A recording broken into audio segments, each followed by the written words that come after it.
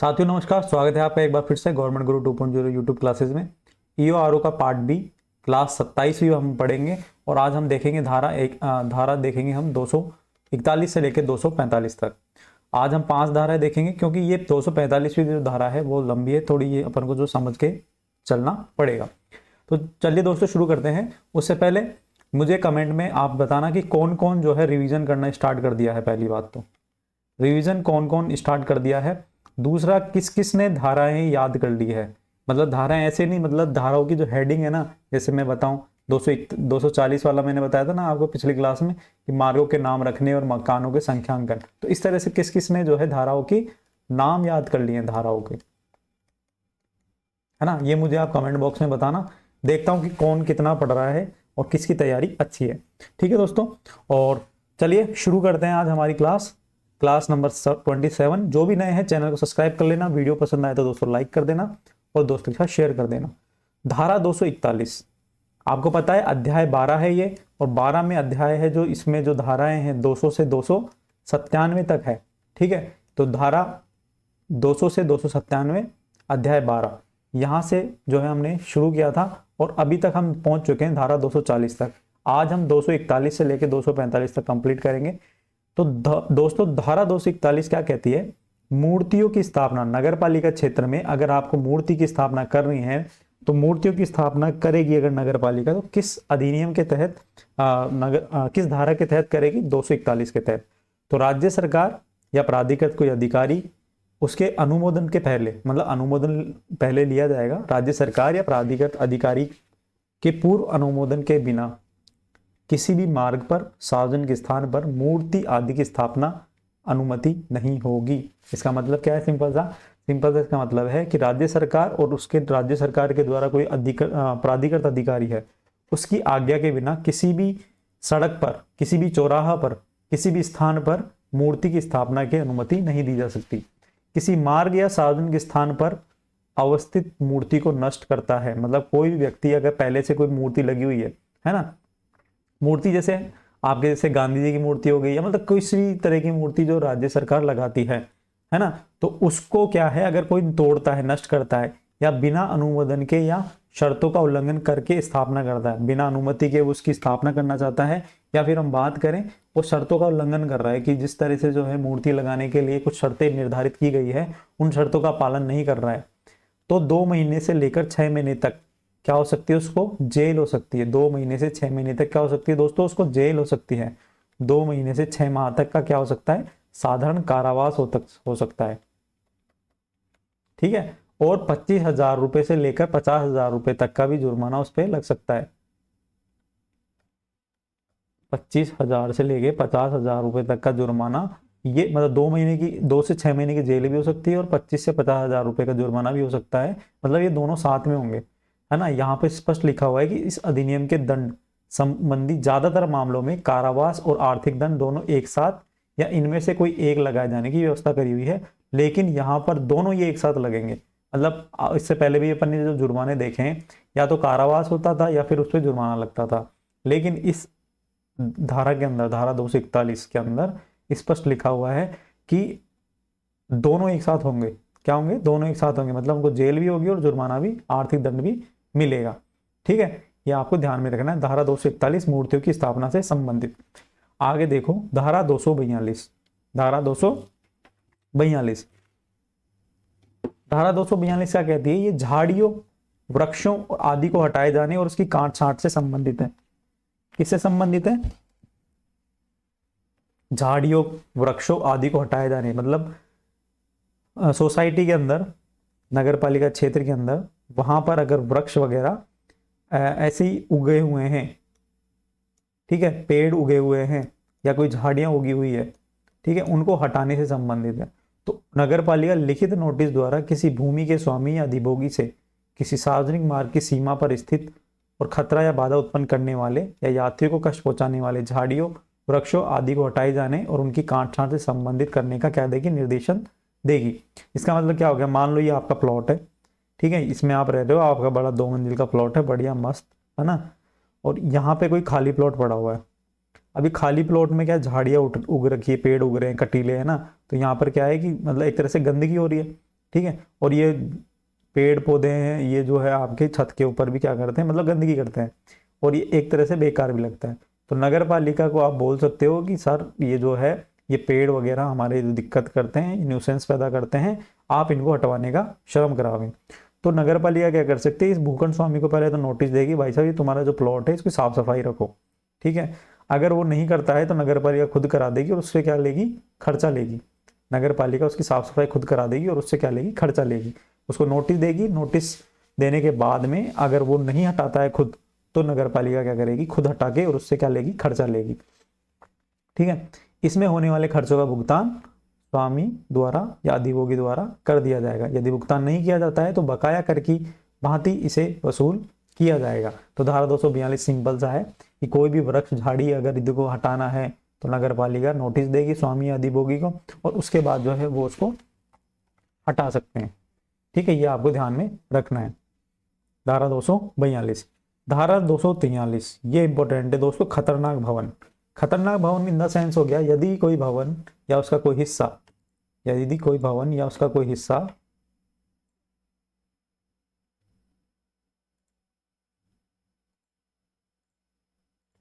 खतरनाक भवन धारा 243, यदि कोई भवन या इसका कोई हिस्सा या उस पर लगी हुई कोई वस्तु जर्जर अवस्था में है। यदि कोई भवन जर्जर अवस्था में है, खतरनाक भवन इन द सेंस मतलब कोई जर्जर अवस्था में है, अगर उनको ये लगता है कि वो जो है भवन गिर सकता है या उसका कोई हिस्सा बालकनी वगैरह गिर सकती है, तो जर्जर अवस्था में हो गया, तो वह अन्य हेतु खतरा उत्पन्न करेगा। बिल्कुल अगर कोई गिर जाएगा भवन तो आस पड़ोसी या फिर खुद के लिए जिसका जो भवन है उसके लिए खतरा उत्पन्न होगा। तो नगर पालिका स्वयं या स्वामी को नोटिस देकर 2 दिन का समय देगी और बाड़ या होर्डिंग लगाने की व्यवस्था करेगी। बाड़ मतलब क्या हो गया, आपने देखा होगा जब भी कंस्ट्रक्शन चलता है मेन रोड के ऊपर, मोस्टली देखा होगा, तो कंस्ट्रक्शन चलता है तो कंस्ट्रक्शन रोड की तरफ क्या लगा दी जाती, चद्दरें लगा दी जाती है, बड़ी बड़ी चद्दरें लगा दी जाती है, ताकि वो सुरक्षा की दृष्टि से उपयोग में उसको ली जाती है। तो बाड़ लगा दी जाती है, ठीक है, आपने देखा होगा। और पर्दे लगा दिए जाते हैं, ये भी आपने देखा होगा। एक तो उससे क्या होता है कि एक तो सफाई व्यवस्था दिखती है, दूसरा क्या होता है कि आपका जो है खतरा नहीं उसमें दिखता है आपको, ठीक है, खतरा खत्म हो जाता है।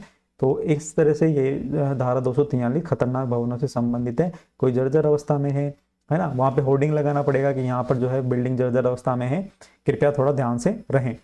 यदि नगर पालिका अपेक्षा करेगी संबंधित भवन या उसके किसी भाग की मरम्मत की जानी है, मतलब नगर पालिका, अगर नगर पालिका को लगता है कि कोई भवन है उसकी मरम्मत की जानी है या उसके किसी भाग की मरम्मत की जानी है या उसे हटाना है, तो 3 दिवस के भीतर भीतर आपात स्थिति में तुरंत कार्य किया जाएगा। तो कौन करेगा, वो नगर पालिका को अगर लगता है कि किसी भवन या उसके किसी भाग की मरम्मत करी जानी है या उसे हटा दिया जाना है, तो 3 दिवस के अंदर अंदर क्या होगा, आपात स्थिति में क्या करना होगा, उसको तुरंत कार्य करना होगा। नोटिस देगी नगर पालिका, अगर वो नहीं करता है ऐसा तो वो उसकी जिम्मेदारी होगी। अगर नोटिस का अनुपालन नहीं किया जाता है और भवन गिर जाता है और उससे हुए नुकसान की भरपाई हेतु स्वामी और अधिभोगी क्या होंगे, पृथक पृथक क्या होंगे, उत्तरदायी होंगे। इसका मतलब क्या हो गया, कोई भवन है जर्जर अवस्था में है, जैसे हाँ मैं अभी बात करूं, बारिश के अंदर जो पुरानी बिल्डिंगें होती है ना, वो गिर जाने का या उनकी दीवारें क्षतिग्रस्त हो जाने का खतरा रहता है। जैसे हाउसिंग बोर्ड के पुराने फ्लैट्स, एग्जाम्पल मैंने तो आंखों से देखा हुआ है ना। हाउसिंग बोर्ड के जो पुराने फ्लैट्स हैं वहां पर क्या होता है कि बिल्डिंगें पुरानी बनी हुई है ना, वो चूने वाली जो दीवारें होती है उस हिसाब से बनी हुई है। अब बारिश के टाइम जब ज़्यादा बारिश आती है तो वहाँ ना कहीं दीवारें क्षतिग्रस्त हो जाती है। तो उस स्थिति में क्या होता है, खतरनाक भवन हो गए वो, तो फिर नगर निगम क्या करता है कि वहाँ पे जाके नोटिस देता है कि आपकी जो रहने की व्यवस्था फलाना जगह कर दी गई है और आप जो है इस जो मरम्मत है इसको करवा लीजिए जल्दी से जल्दी। अगर आप मरम्मत नहीं करवाते हैं तो आपकी जो है समस्त जिम्मेदारी होगी। इस तरह का नोटिस दिया जाता है। और अगर भवन गिर जाता है मान लो और उससे कुछ वो हो जाती है, हानि हो जाती है, तो समस्त जिम्मेदारी स्वामी जिसका मकान है, अधिभोगी जो उपयोग में ले रहा है, उसकी होती है। संयुक्त रूप से होती है या पृथक होती है, वो डिसाइड किया जाता है। तो धारा 243 ये कहती है कि खतरनाक भवनों से संबंधित है। आगे देखो धारा 244। तो दोस्तों धारा 244 से ये धारा पटरियों और आदि को हटाने से संबंधित है। पटरियों आदि को हटाने से संबंधित इसका क्या मतलब है, जो कोई नगर पालिका या अधिकृत प्राधिकारी की लिखित अनुमति के बिना सार्वजनिक मार्ग की पटरी नाली, चौकियों, बाड़, दीवारें, खंबे, पाइप, ब्रैकेट्स, दिशा सूचक बोर्ड आदि को अन्यथा प्रभावित करता है। तो 2,000 रुपये से लेके 5,000 रुपये तक का इसमें क्या होगा दोस्तों, जुर्माना होगा आपके। 2,000 रुपये से लेके 5,000 रुपये तक का क्या होगा दोस्तों, जुर्माना होगा। 5,000 रुपये तक का जुर्माना हो सकता है अगर मान लो कि कोई भी ये जो है नाली के ऊपर, है ना, नाली को तोड़ रहा है, या कोई जो सरकार ने जो चौकियां बना रखी है ना, नगर पालिका ने कोई चौकी स्थापित करके उसको तोड़ रहा है, कोई बाड़, दीवार, खंबे, ब्रैकेट आदि को प्रभावित करता है, तो उस पे जो है जुर्माना लगाया जा सकता है 2,000 रुपये से 5,000 रुपये।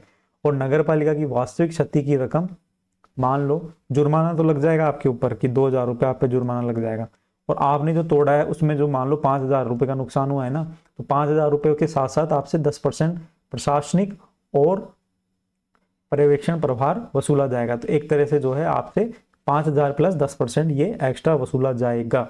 ठीक है, ये ध्यान रखना हमेशा, जो प्रशासनिक और पर्यवेक्षण प्रभार है ये हमेशा टोटल रकम का कितना रहता है, 10% रहता है। पिछली क्लासों में अपन ने देख लिया था।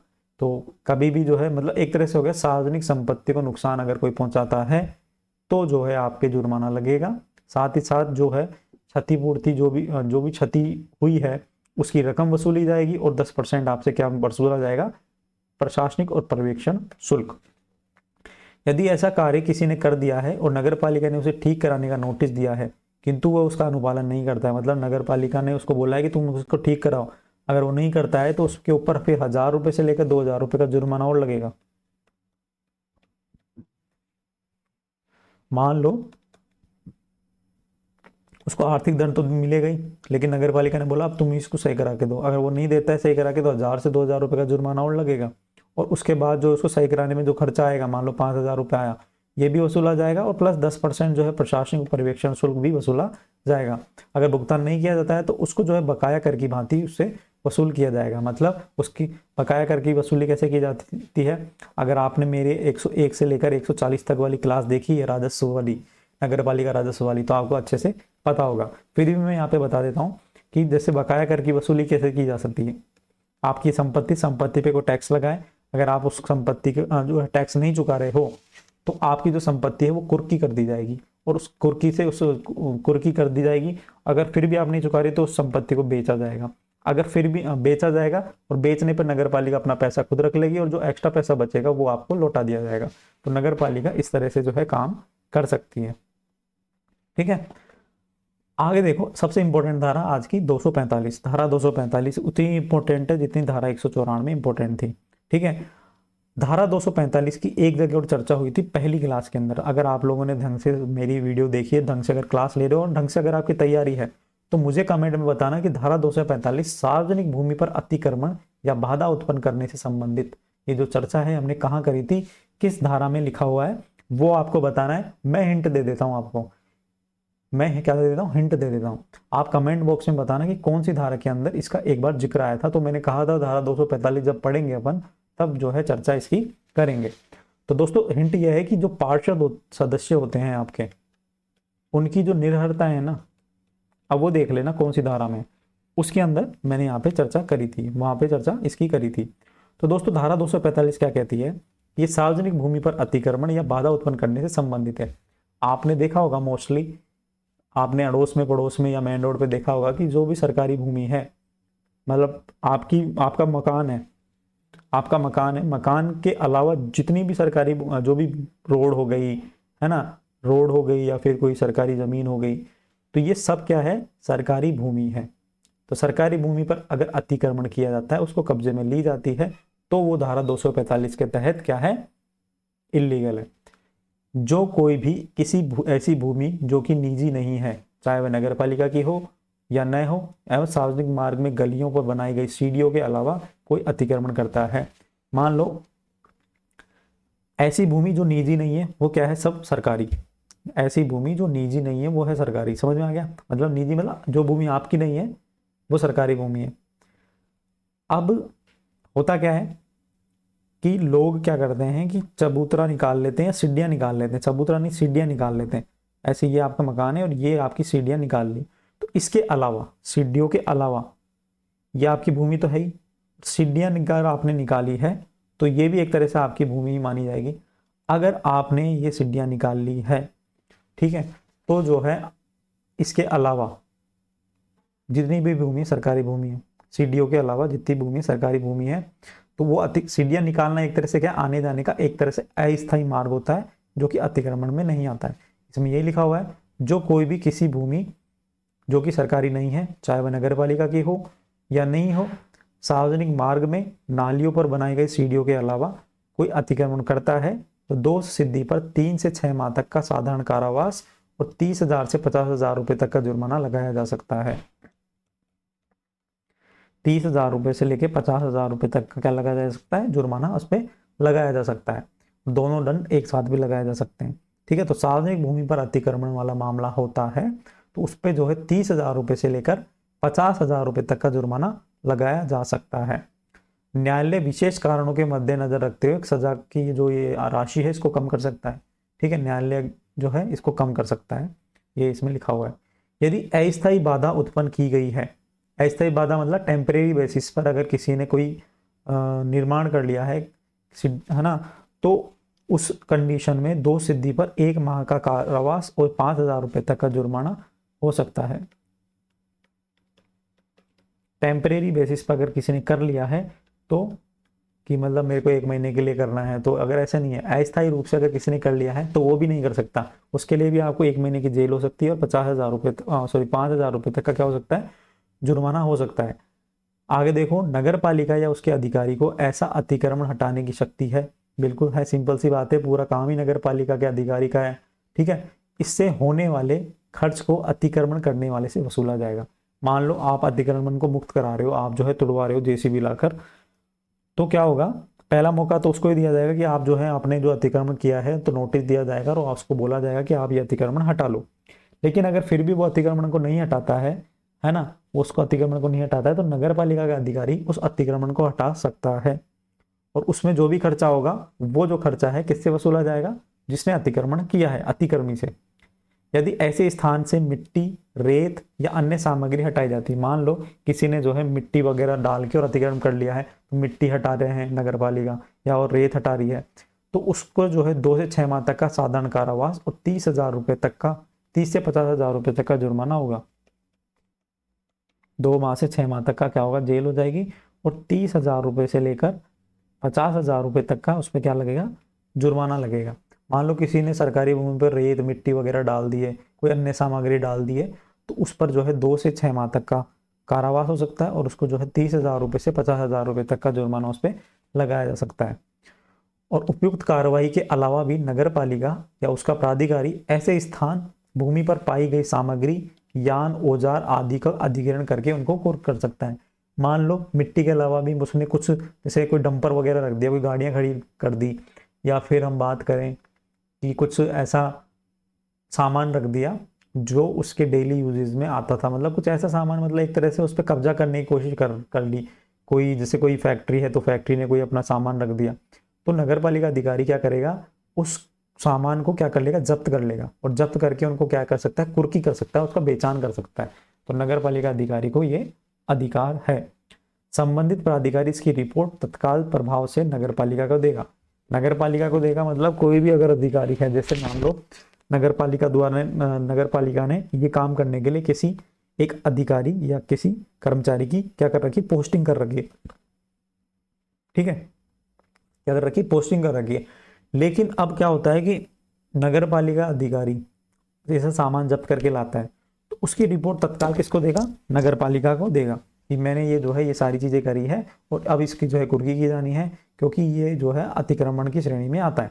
यदि अधिग्रहित या कुर्क संपत्ति शीघ्र शरणशील हो, मतलब कोई ऐसी वस्तु या ऐसा संपत्ति या ऐसी जो है सामग्री को जब्त किया गया है, अधिग्रहित किया गया है, जो जल्दी से खराब होने की उसकी क्या है, शंका है, क्या है, जल्दी से खराब होने की शंका है, तो नगर पालिका उसके विक्रय का आदेश जारी कर सकती है तुरंत प्रभाव से।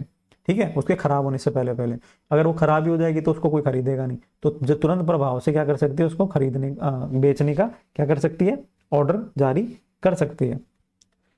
विक्रय से प्राप्त राशि में व्यय की कटौती कर ली जाएगी, मतलब जितनी भी नगर पालिका खर्चा हुआ है उसको काट लिया जाएगा और शेष राशि किसको दे दी जाएगी, स्वामी को दे दी जाएगी। ये ध्यान में रखना है आपको। नगरपालिका द्वारा अधिग्रहित या कुर्क संपत्ति के अधिहरण का आदेश दे सकती है और स्वामी को अनिवार्य रूप से लिखित नोटिस देकर सुनवाई का अवसर भी दिया जाएगा। क्या दिया जाएगा? सुनवाई का अवसर भी उसको दिया जाएगा। कोई आपने अगर सामग्री जब्त करी है तो स्वामी को नोटिस दिया जाएगा। नोटिस देने के बाद जो है उसको बोला जाएगा कि आप अपना जवाब दो, और वो जो है जवाब देगा, उसको सुनवाई का अवसर दिया जाएगा, उसके बाद ये सारी कार्रवाई करी जाएगी। लेकिन यहाँ पर ये एक्सेप्शनल है। क्या है? यदि कोई संपत्ति शीघ्र क्षरणशील है तो तुरंत प्रभाव से उसको बेचा भी जा सकता है। आगे देखो, कोई भी आदेश अधिहरण, अधिग्रहण या अतिक्रमण हटाने से संबंधित है तो ऐसे अन्य दंडों से निवृत्त नहीं करेगा जो इस अधिनियम के तहत दिए जा सकते हैं। सिंपल सी बात है। व्यथित व्यक्ति नोटिस के 1 महीने के भीतर भीतर जिला न्यायाधीश को अपील कर सकता है और ये साबित करने का भार वह अपराधी नहीं है उसी पर होगा। मान लो वो ऐसे बोले, नहीं नगर पालिका वाले आए थे और मेरी जबरदस्ती क्या उठा के ले गए, सामग्री उठा के ले गए, तो 1 माह का उसको टाइम है कि 1 माह के अंदर अंदर क्या कर ले, वो जिला न्यायाधीश को वहां पे जाके अपील कर ले और वो खुद ही साबित करेगा कि मैं दोषी नहीं हूँ। ऐसा नहीं कि नगर पालिका करेगी कि ये व्यक्ति दोषी है, वो खुद ही साबित करेगा इस चीज को कि वो दोषी क्यों नहीं है। ठीक है। नगर पालिका किसी बात के होते हुए भी त्योहारों पर, कोई समारोह पर, मान लो दिवाली का जैसे त्योहार आता है, दिवाली का त्योहार आता है तो सरकारी भूमि पर अस्थायी अधिभोग की अनुमति दे सकता है। कौन? नगर पालिका या नगर निगम अस्थायी अधिभोग की अनुमति दे सकता है, जैसे देता भी है, अधिकतम 7 दिन तक की अनुमति दे सकता है। बोले सर कहाँ देता है, हमने तो देखा ही नहीं। तो दोस्तों मैं आपको बताऊं, दिवाली का जो त्योहार आता है तो आपने देखा होगा दिवाली के त्योहार पे बड़े बड़े होर्डिंग्स लग जाते हैं, गेट लग जाते हैं, सजा दिया जाता है सब कुछ। अब वो सड़क को सजा दिया जाता है ना, वो सरकारी भूमि है ना, सरकारी भूमि, लेकिन फिर भी सजा दिया जाता है। तो बड़े बड़े गेट लगाते हैं, टेंट लगाते हैं, लाइटें लगाते हैं, तो वो क्या होता है कि वो 7 दिन के लिए क्या मिलती है, अनुमति दी जा सकती है नगर पालिका द्वारा अस्थायी अधिभोग के लिए। ठीक है, ये आपको ध्यान में रखना है ना। यदि अतिक्रमण या बाधा हटाने हेतु तो उत्तरदायी या कोई नगर पालिका का कर्मचारी या प्रतिनियुक्ति पर नगर पालिका या आया कर्मचारी स्वयं अतिक्रमण करता है। कहने का मतलब यह है कि कोई नगर पालिका का ही कोई कर्मचारी या अधिकारी, चाहे वो प्रतिनियुक्ति पे आया हो या डेपुटेशन पे आया हो या खुद स्वयं नगर पालिका का कर्मचारी है या किसी अन्य की किसी भी प्रकार से मदद करता है, मतलब या किसी कोई अतिक्रमण कर रहा है और उसकी कोई मदद कर रहा है ना, तो मामले की उपेक्षा करता है, मतलब उसकी अतिक्रमण कर रहा है वो और आप ध्यान नहीं दे रहे हो, है ना, तो दोष सिद्धि पर उसको जो है 3 माह से लेकर 3 साल तक का, 3 माह से 3, मतलब जिसका काम अतिक्रमण रोकने का है, अगर वही अतिक्रमण करवा रहा है तो सिंपल सी बात है उसको तो दंड का क्या मिलेगा, सजा मिलेगी। 3 माह से 3 साल तक की उस पर क्या हो सकती है, जेल हो सकती है, और 3,000 रुपए तक का क्या हो सकता है, उस पर जुर्माना लगाया जा सकता है। ठीक है। न्यायालय नगर पालिका की पूर्व मंजूरी के अलावा संज्ञान नहीं लेगा। अब ऐसा नहीं है कि न्यायालय खुद ही बोल दे कि ये जो है अधिकारी कर्मचारी सुए मोटो के आधार पर बोल दे कि ये जो है दोषी है, वो तब तक दोषी नहीं मानेगा, तब तक उस पर जो है संज्ञान नहीं लेगा जब तक नगर पालिका खुद नहीं उसके लिए बोल दे, नगर पालिका खुद ही नहीं वाद दायर कर दे, जब तक उस कर्मचारी या अधिकारी पर क्या नहीं होगा, कर्मचारी अधिकारी पर क्या नहीं होगा, दोष साबित नहीं होगा। इस धारा के अधीन अपराध का अन्वेषण पुलिस उप अधीक्षक की रैंक से नीचे के अधिकारी नहीं करेगा। मतलब कोई अधिकारी या कर्मचारी अगर अतिक्रमण करता है उसकी जो जांच होगी वो पुलिस उप अधीक्षक, है ना, पुलिस उप अधीक्षक के नीचे के रैंक का अधिकारी नहीं करेगा। मतलब आपके एसपी साहब करेंगे एक तरह से, मान लो आप, ठीक है, उससे नीचे का कोई भी अधिकारी इसकी मामले की जांच नहीं करेगा। और ऐसा अन्वेषण मुख्य नगर पालिका अधिकारी या उसके द्वारा प्राधिकृत कोई अधिकारी द्वारा प्रथम सूचना रिपोर्ट, मतलब एफआईआर फाइल करने की तारीख से 3 माह की कालावधि में पूरा किया जाएगा। तो मतलब एफआईआर अगर आज दर्ज होगी तो आज से 3 महीने के अंदर अंदर जो है उसको जो है रिपोर्ट सबमिट करनी होगी न्यायालय के अंदर। ठीक है, ऐसा नहीं है कि जो 3 साल तक चल रही है, नहीं, 3 माह अधिकतम है, 3 माह के अंदर अंदर क्या करनी पड़ेगी, रिपोर्ट जो है जांच रिपोर्ट क्या करनी पड़ेगी, पेश करनी पड़ेगी।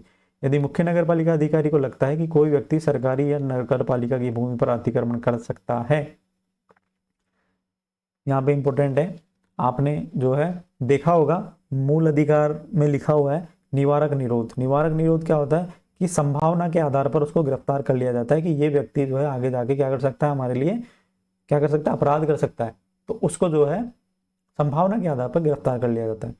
इसी प्रकार से नगर पालिका अधिकारी को अगर ये लगता है कि कोई व्यक्ति सरकारी या नगर पालिका की भूमि पर अतिक्रमण कर सकता है या उसके करने की संभावना है तो जो है मजिस्ट्रेट के समक्ष कार्रवाई दाखिल कर सकता है। कौन? मुख्य नगरपालिका अधिकारी, कि ये फलाना व्यक्ति है और मुझे लगता है कि ये संभावना है कि ये भविष्य में सरकारी भूमि पर अतिक्रमण कर सकता है, तो उसके लिए पहले से ही जो है क्या है, कार्रवाई दाखिल की जा सकती है मजिस्ट्रेट के सामने। मजिस्ट्रेट भी अगर संतुष्ट हो जाए कि हाँ भाई ये कर सकता है, तो उससे क्या है, अच्छे व्यवहार के लिए 1 वर्ष तक की ऐसी कालावधि जिसे वह उचित समझे प्रतिभूति सहित या प्रतिभूति रहित बद्ध बॉन्ड भरवाया जाएगा।